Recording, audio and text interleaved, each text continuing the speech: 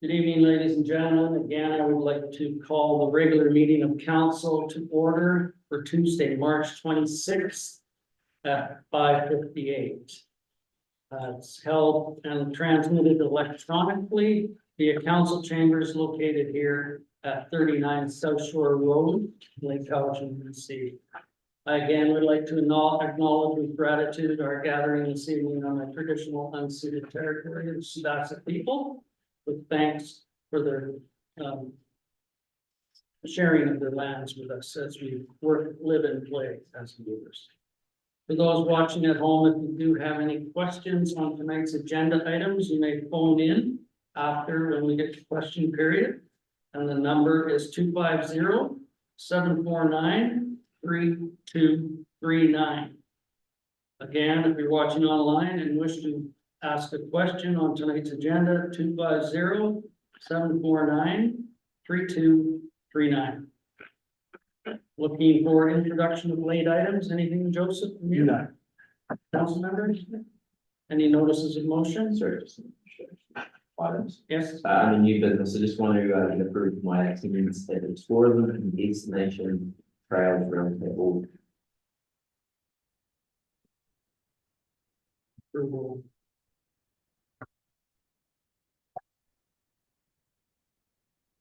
Okay. Any further additions? Seeing none, looking for approval, the agenda is amended. Moved by Councilor Frisbee, seconded by Councilor Belnaka. All those in favor?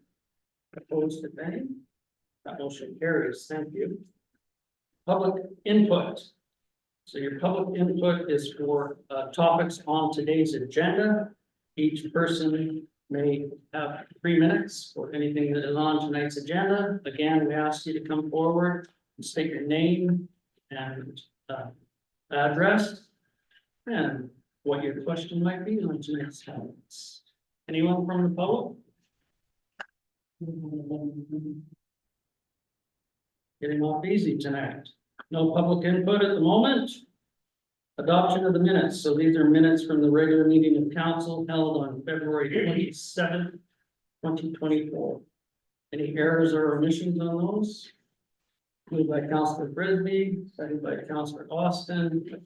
All those in favor? Opposed, if any? That motion carries. Any business arising from that or unfinished business, Mr. Fernandez? No. Nothing there? We have no delegations or representations.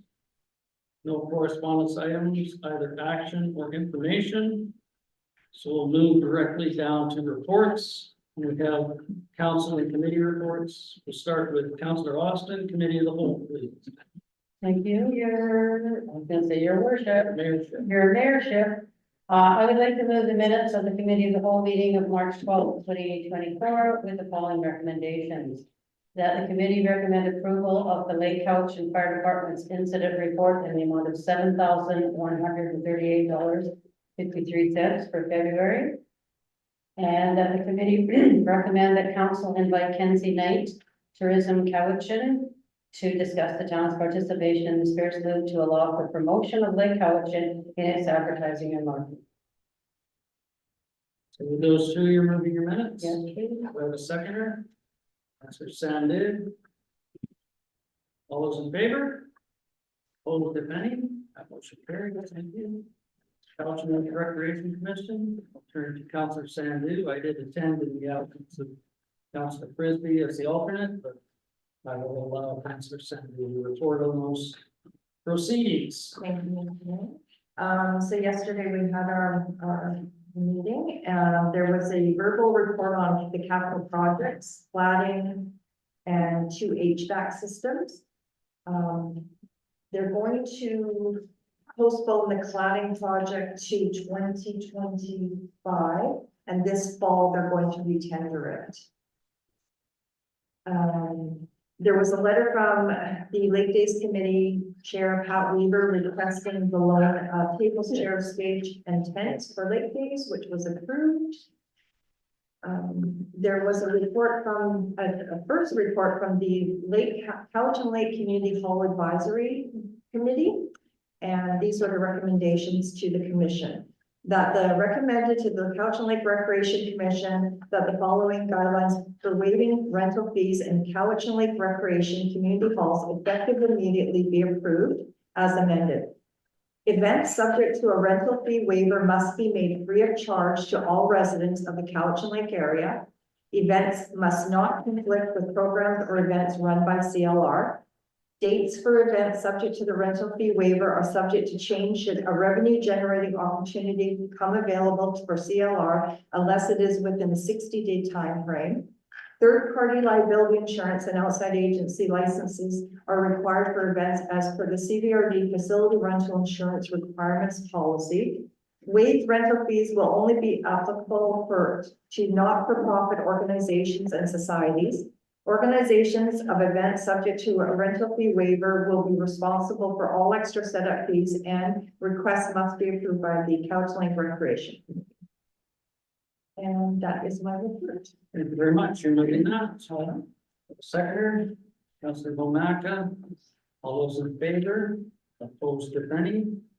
Motion carries. Thank you very much. Vancouver Island Regional Library, Councilor Austin. Thank you. Our next meeting will be in June, but our library has been doing quite a few different things with the young children reading times and lots of work during the spring break. So it's quite an active library here. I'm quite pleased with it. Thank you very much. Yeah. I'll stay with you for the Advisory Planning Commission. Oh, well, James is over there. Now he's done everything. I have nothing to say. I'll just mention that our last meeting, we did quite a bit of different things. The consulting planner provided a copy of the last regional climate adaptation advisory group for the commission's benefit. We spoke on the successful CMHC grant. That's the Housing Accelerator Fund. He spoke on the implementation of proactive tools the province is introducing to support increased housing supply. The introduction of small scale multi-unit housing legislation, new secondary suite incentive, and a consulting planner report on the Cowichan Regional Airshed Roundtable. And this Thursday, we'll be discussing zoning bylaw amendments to support accessory dwelling units, affordable housing update, and again, the Cowichan Regional Airshed Roundtable. It's this Thursday. Thank you very much. You're moving that. Yes, please. Second by It's just verbal. We don't. Oh, certainly. And that was to vote of the housing. In the past month, I've had 3 sets of new residents that all moved to Lake Cowichan. They're all renting, and they're all renting in formal or former bed and breakfast and vacation rentals. There might be a shift. Yeah, thank you. And I again would like to thank all the members of the Advisory Planning Commission for the work that they do in sending forward recommendations to council for approval. Not gone unnoticed, and we appreciate it immensely. Community Forest Co-op. We did have a meeting on some funding requests that have been submitted to the Forest Co-op. A number of those were debated by the board and approved. That list will come forward once the announcements do come. There is an indication of a possible purchase of a office space by the Forest Co-op, and again, that news will come forward when the time is appropriate. And again, a volunteer organization that puts significant funds back into the community. Not just Lake Cowichan, but Nuvo, Wasatch Lake, Honeymoon Bay, for projects that are the betterment of the communities as a whole. one of the best partnerships with the Pachida First Nation in a 50-50 partnership.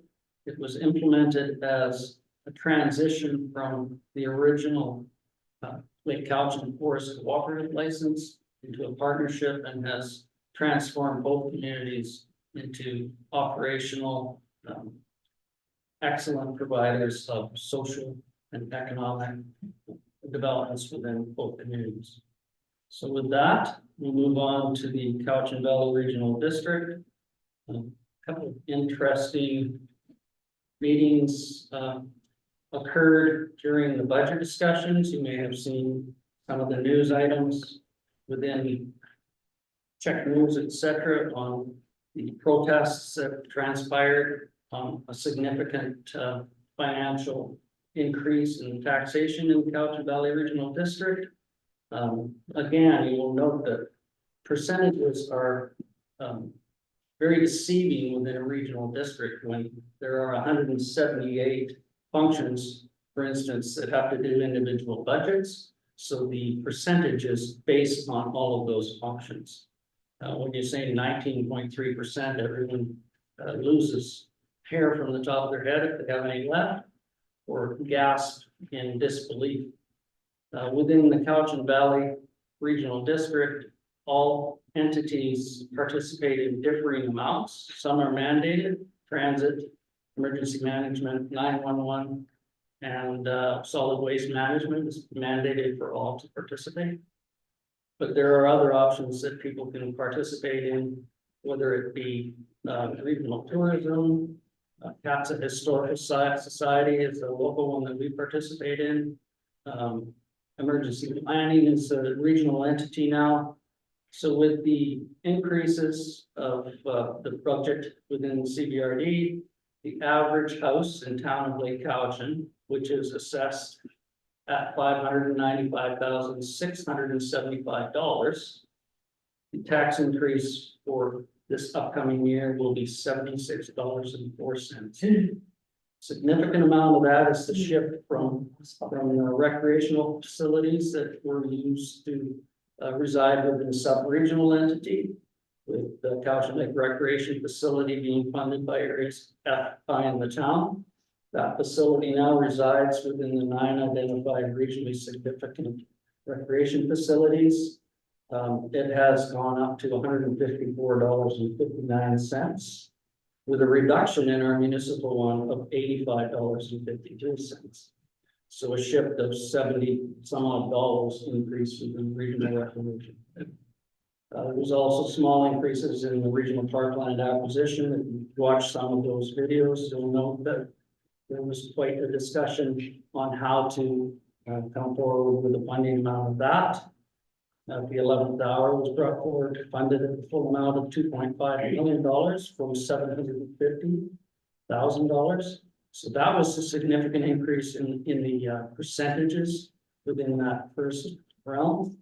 Subsequently, it was reduced to $950,000, and that will go towards purchasing of regionally significant parks.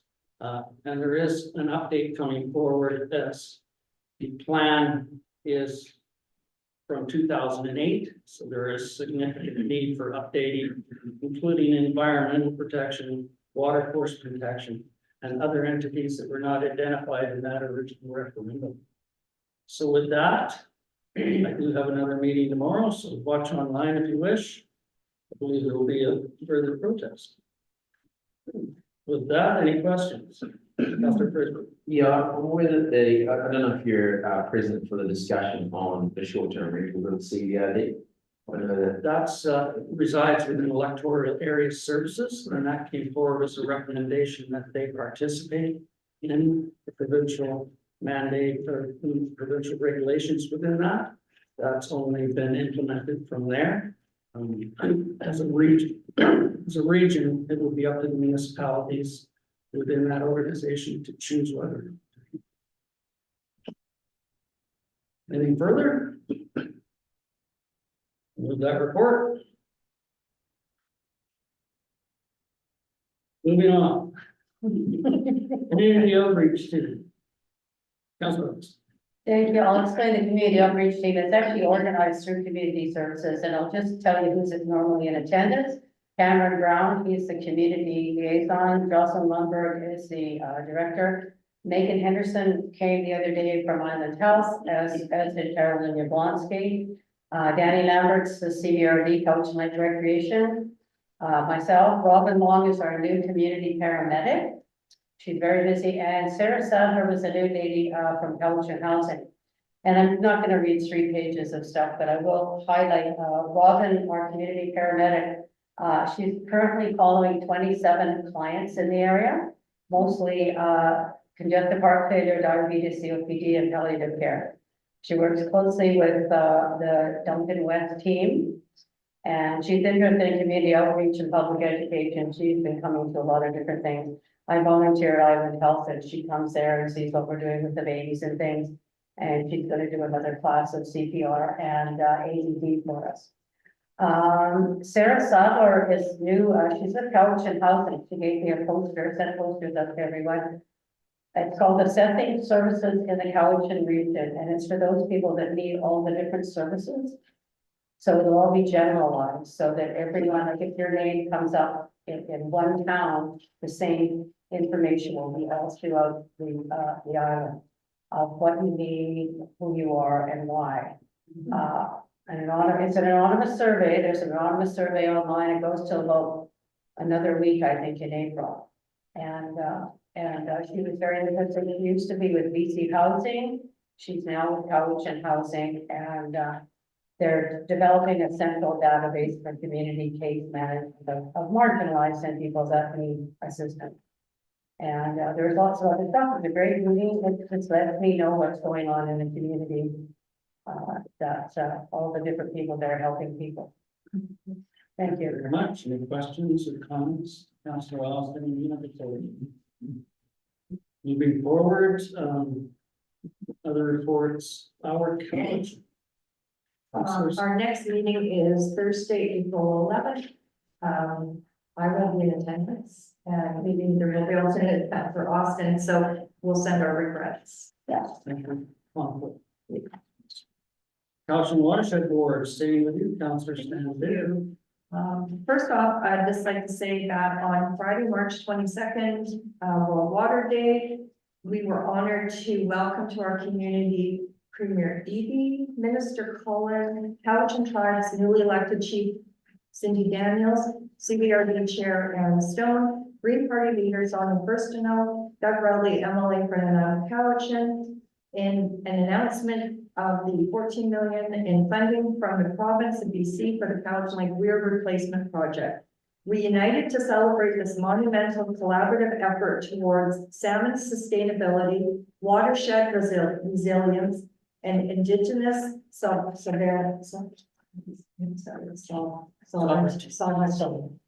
And it was about 2 hours, and it was a moment for everyone.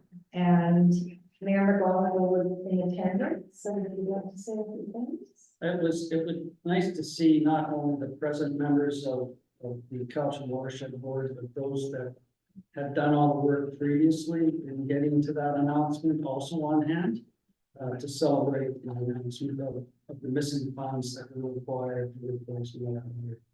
It was stated significantly that this is imperative to the health of the river, the opportunity for cultural opportunities of not only Cowichan, but other First Nations which reside along the way, and protection of salmon stock in the future. So it's imperative for future generations that the work being done now and previously is finally coming to fruition.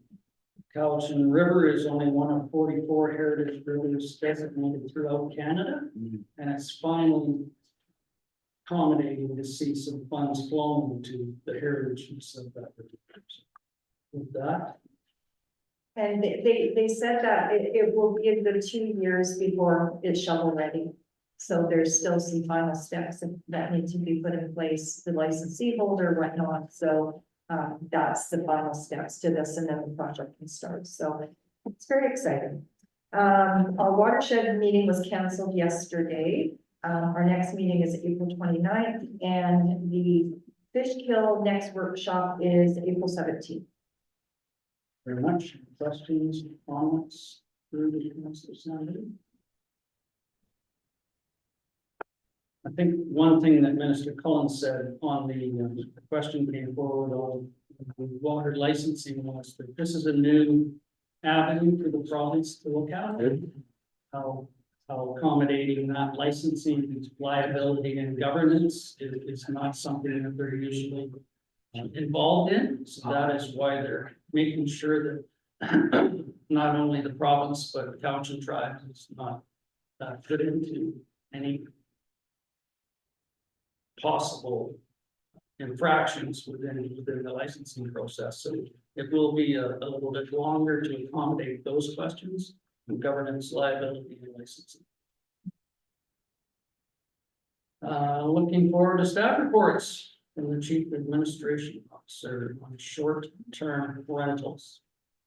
Yes, Bill 35 that applies to communities over 10,000 population requires that all sorts of rental activities can only be conducted where the principal residence is lived in by the host.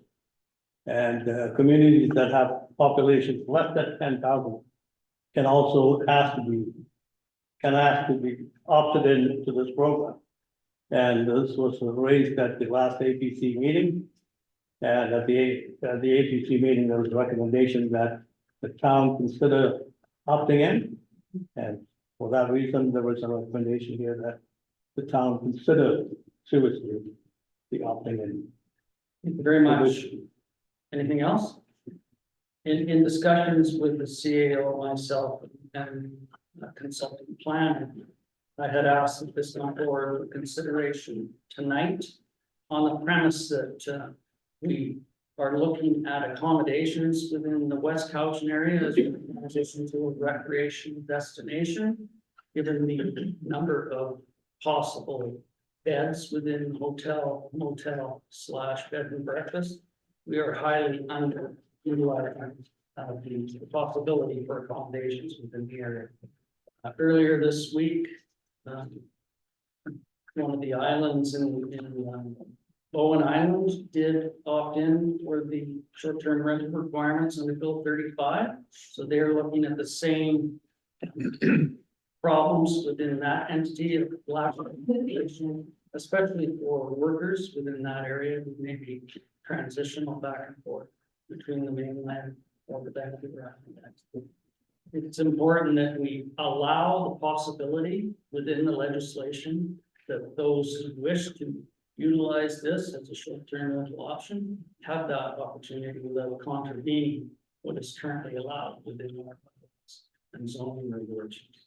So anything moving forward, we come to the CAO as the approving officer, and then inevitably possibly the council for consideration of those who wish to be involved in short-term rental option.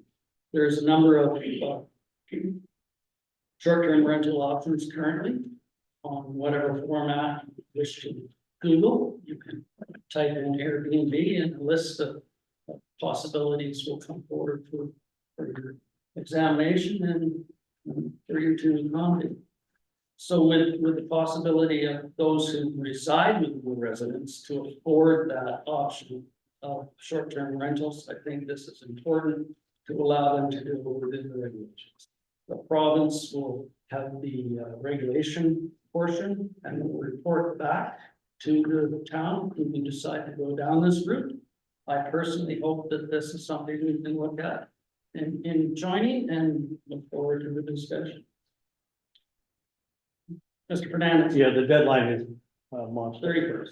And you can opt in and out on a yearly basis, depending on how it transpires. Councilor Austin? I'd like to move the recommendation.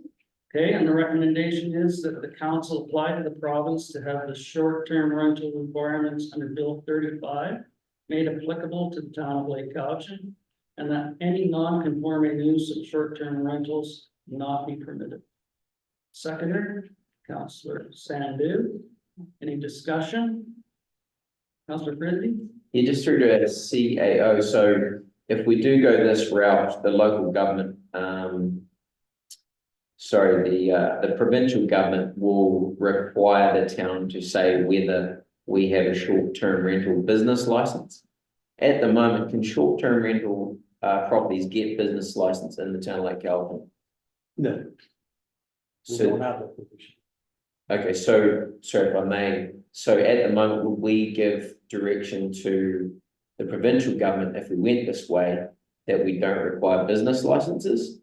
Or would we say that all Airbnbs are no longer? Yeah, that would be something that I would have to look at too, because there's a policy guideline booklet that's been issued by the province. Yeah, that's what I'm reading, yeah. So I'll have to look at it and figure out.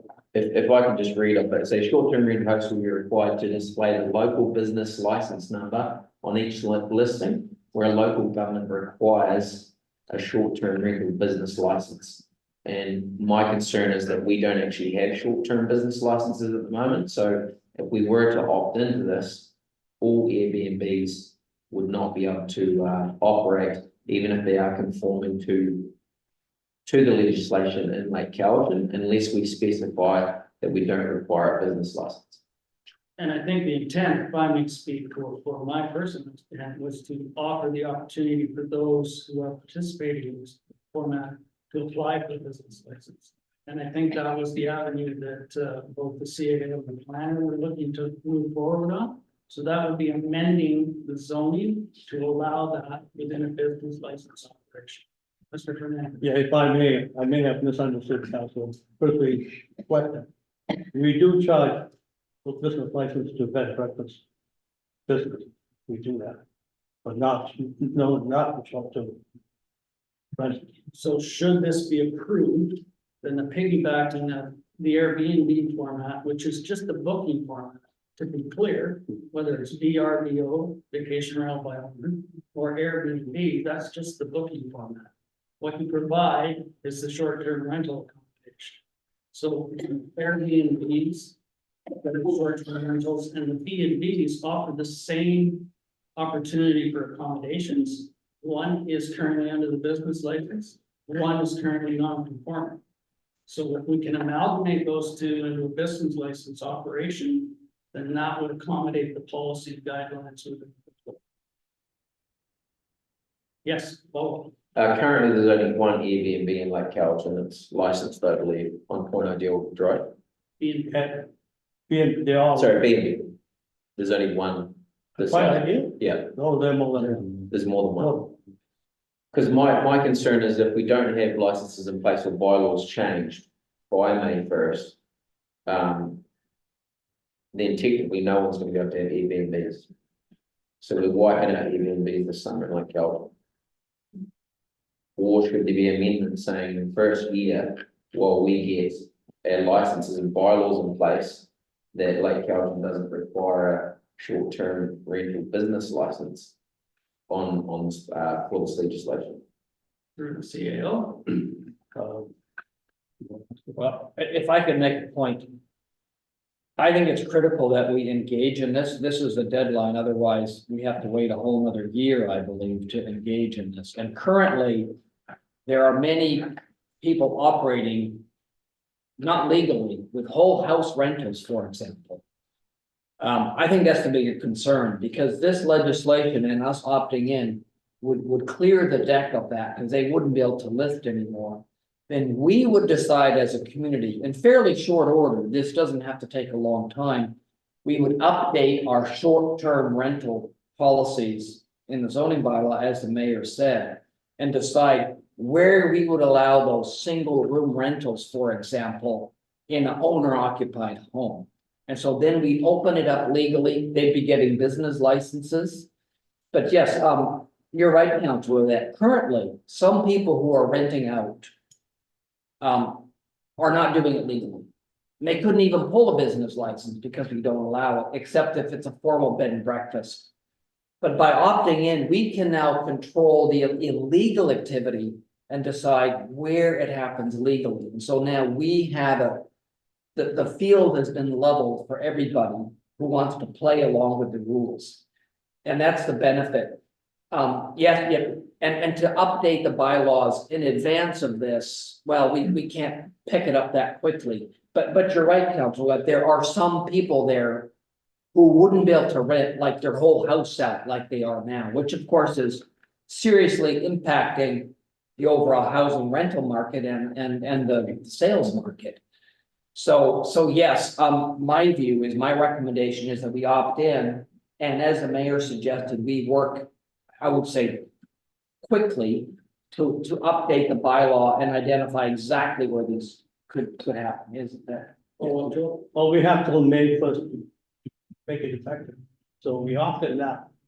And then we get the process in place. for May 1st. That's good. And I would hope in the meantime that we could encourage those who are currently residing within the provincial regulations to come forward for some input as well on how we could accommodate the possibility of including that within whichever zones. I find it particularly troubling if we limited it to certain areas, such as we do now within the bed and breakfast portion within only certain zones. If you are adhering to the provincial regulations of residing within that opportunity, it should be afforded in all zones, in my opinion.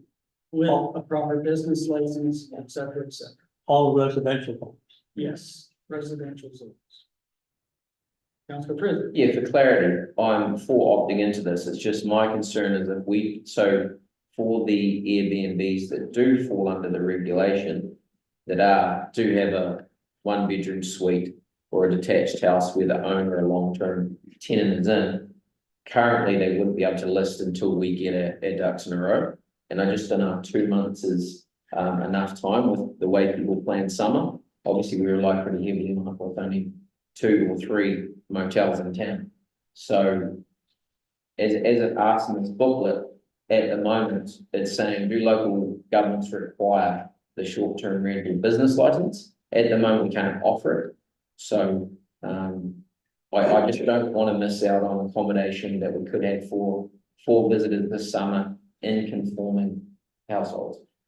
And I will turn to the CAO on the timing of that amendment. Could it be brought forward at the next council meeting for approval? So, And it would be implemented prior to May 1st. correct. Just out of piece, some of your concerns. Yep. Okay, any other input? I think the whole intent is, as the contract planner said, is to take those whole house short-term rentals off the market. It will allow them for longer term opportunities.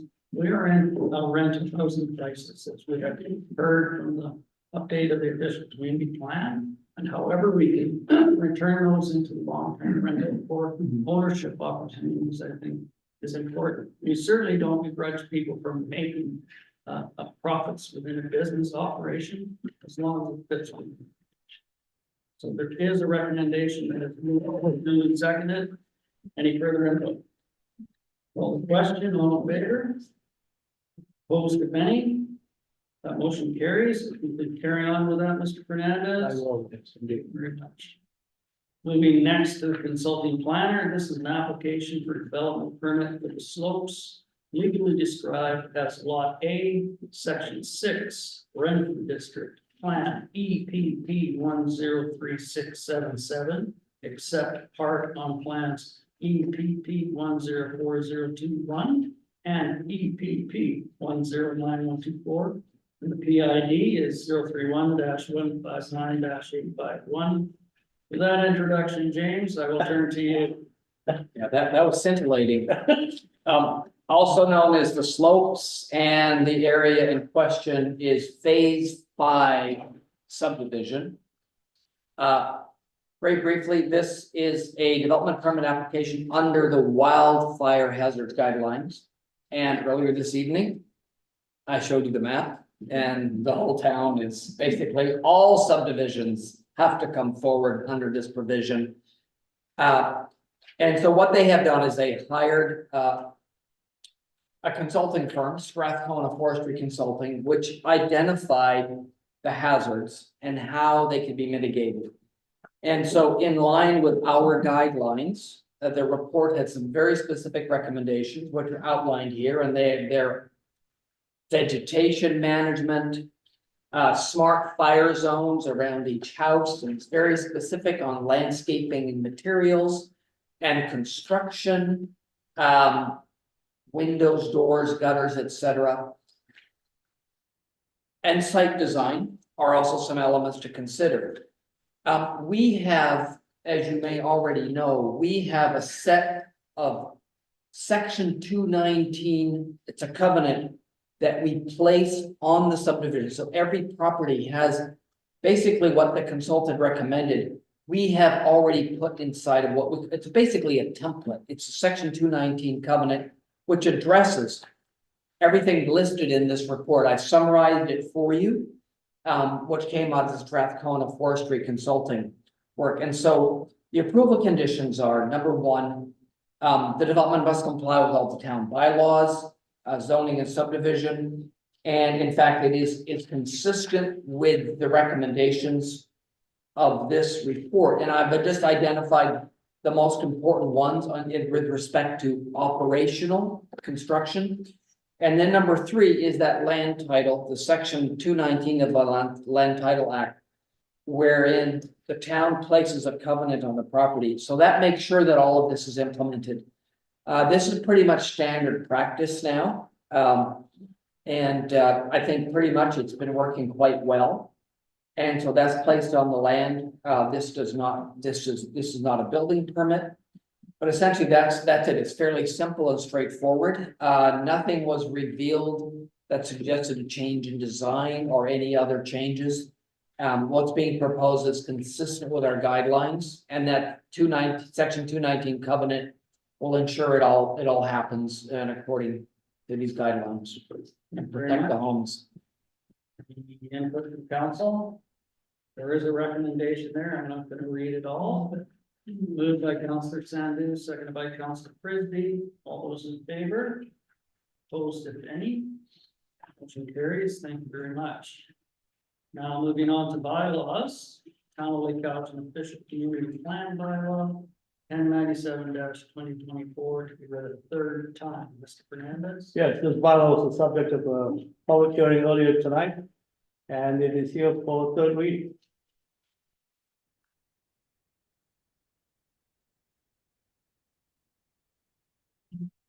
Councillor Austin?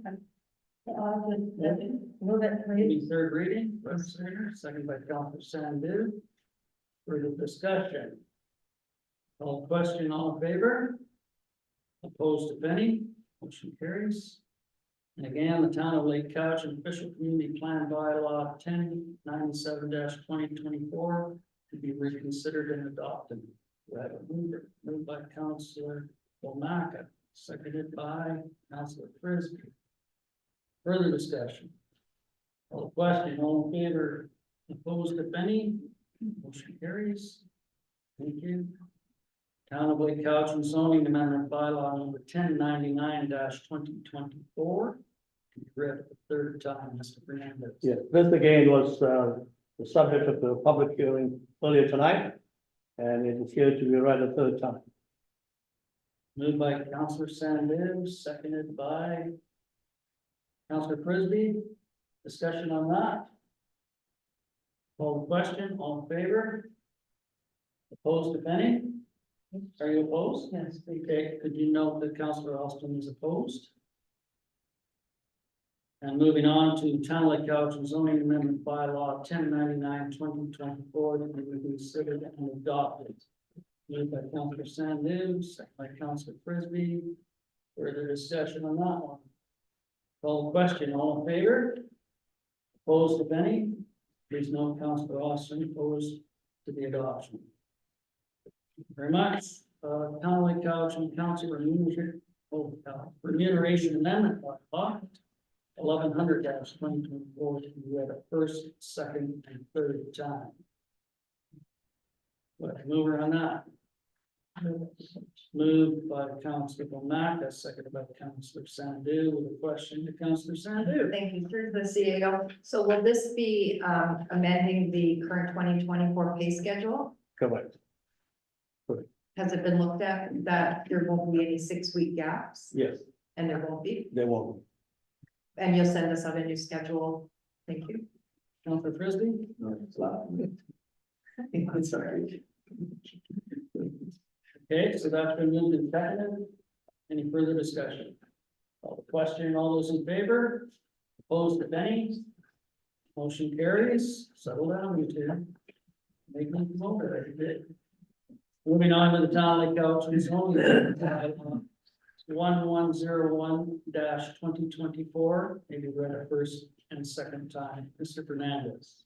Yes, this property was previously zoned R2 and R3, both residential, and R7, so three zonings, and they have decided to make application to come under the CD3 comprehensive development zone. And so that gives them some options in terms of how they can deal with the use for the users. And maybe I'll let the consultant planner speak to it. Well, just very briefly, I'll just mention that, this application, requires more detail than the typical rezoning because it's a comprehensive development. And because of the level of density and the wide range of types of houses involved, it's just gonna need a very close look. There are issues on infrastructure, servicing of adjacent and future properties to the north across the highway. And they're also proposing, just out of interest, because it's on the table, rental only zoning for a piece of the property. So anytime we have an application like this, we sit down and we discuss the objectives of the town. So because it's a rezoning application, there is a greater level of discretion on our part as a town.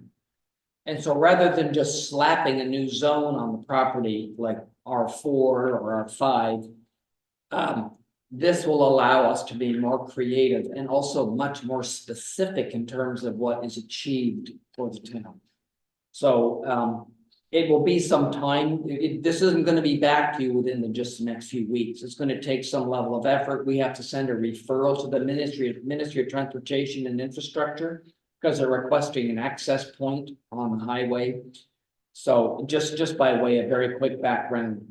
So as you can see, and there you can see the map, that's a very, very simple drawing of the three areas that they're proposing.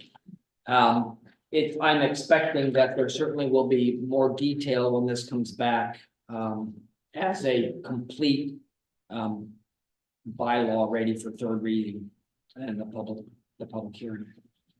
Okay, questions from council? Mr. Fernandez? Yeah, the bylaws here for first and second reading. Yeah. Sounds good.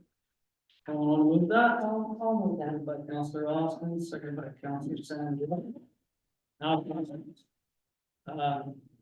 through to you or the contract planner, this is an amendment to a zoning application that came in previously. Has there been servicing and work done within that property already? Okay. What I understand is on the way background, that this land under consideration was previously the subject of a subdivision application. I am not aware that any work has been done up to this point with respect to servicing. I think all they may have done is some land clearing, if any. So that is the only extent of work. That subdivision application is basically defunct. It's dead. It wasn't kept active. And they're now coming forward with a rezoning application, which, by the way, initially was so simple. The application actually came quite so many months ago, but it was so incomplete and unclear that we spent some time with the applicant to make this more robust and more presentable to the town, especially given the potential complexity of developing this piece of land. So yeah, nothing has happened there yet other than possibly some clearing. Besides some clearing, and just to be clear, the initial subdivision application is now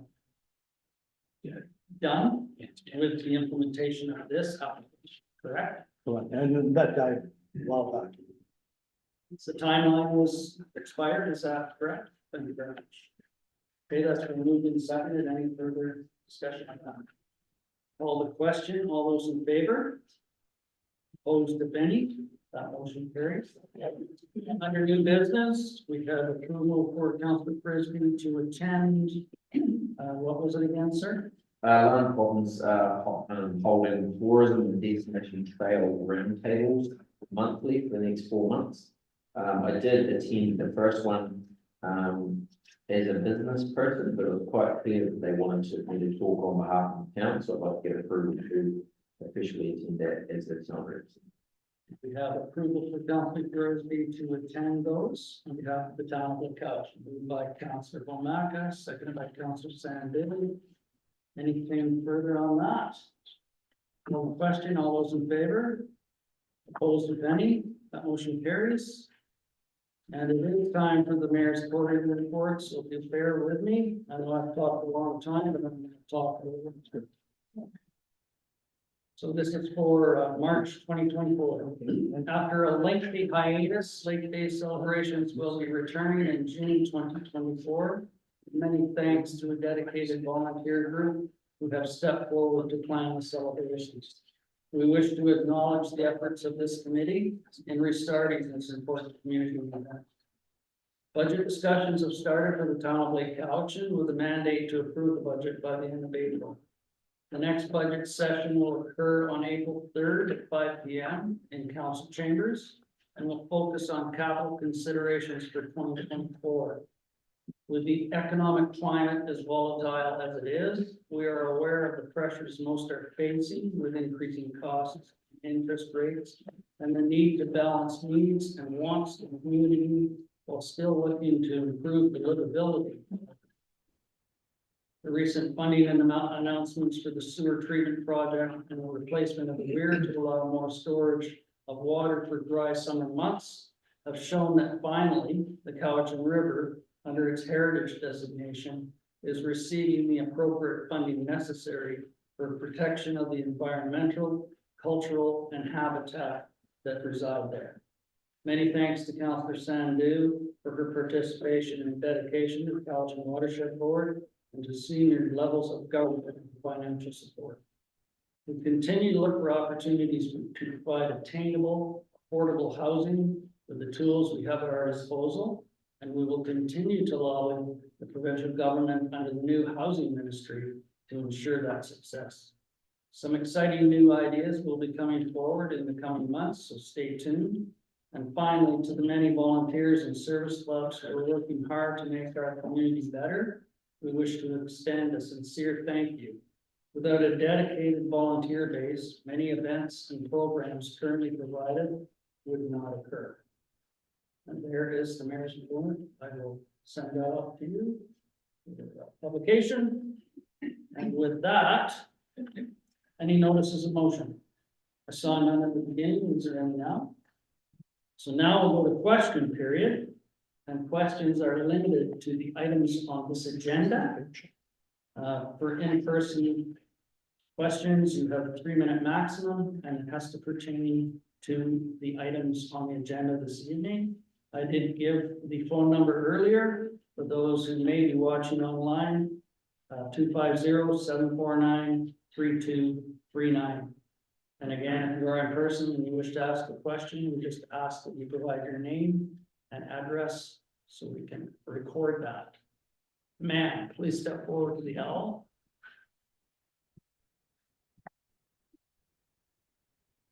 Catherine Worsley, 320 Lake Park Road. Also, I am staff of the Cowichan Lake District Chamber of Commerce.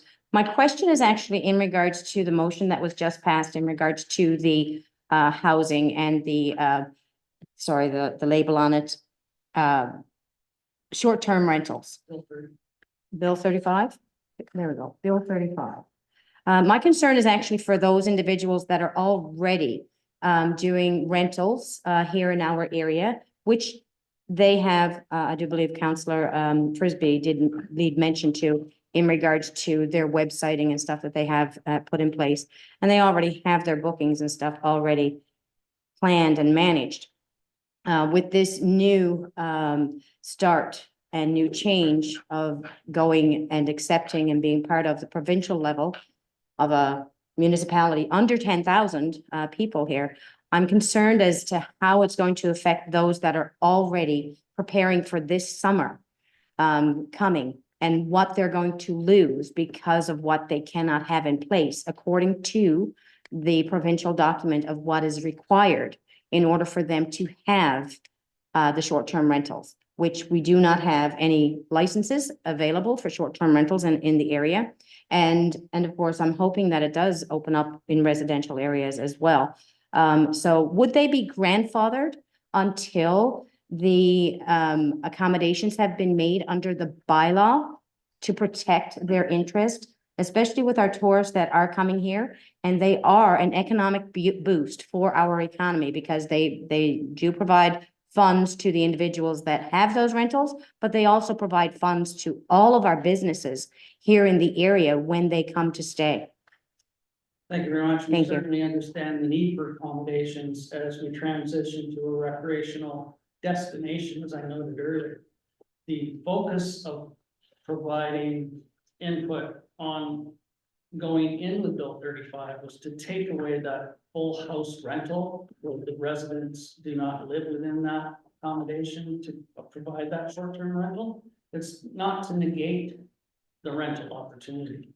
It's just to accommodate closing down the ones that are running at a full house scale on a weekly or daily basis with no resident to reside within, which is currently in the legislation.